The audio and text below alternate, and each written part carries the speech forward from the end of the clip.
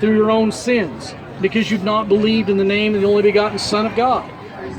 And herein is the condemnation, that the light came into the world, but men loved the darkness rather than the light because their deeds were evil. You love the darkness rather than the light. You might be a scientist, but if your heart is wrong, if your heart is not serving God, you love the darkness. The problem of mankind is not contained between his ears, it's contained in his heart. In his heart. That's where the problem with mankind is. That's where mankind fails. That's why we have genocides. That's why we have wars. That's why we have crime, rapes, murders, child abuse, domestic violence, abortion, all kinds of horrible things in the world. But you need to come to the truth of God. If you have the truth of God in your heart and you obey God, you will not do any of those things. And your heart will be fixed. We need a world of fixed hearts. That's what we need. A world full of fixed hearts.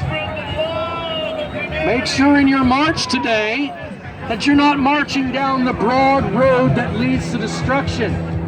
Make sure that you are a Christian today and that you're walking the narrow path with Christ. And there are a few that find it. There's not going to be a lot of Christians in the world. Christians have always been in the minority. We've always been in the minority. That's because most men don't want to know the truth.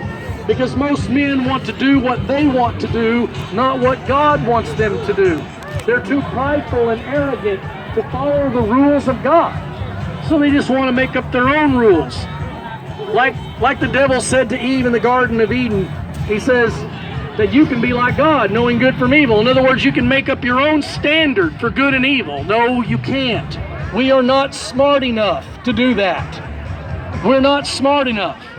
We can come up with technology, but none of our technology has been able to fix the hearts of men.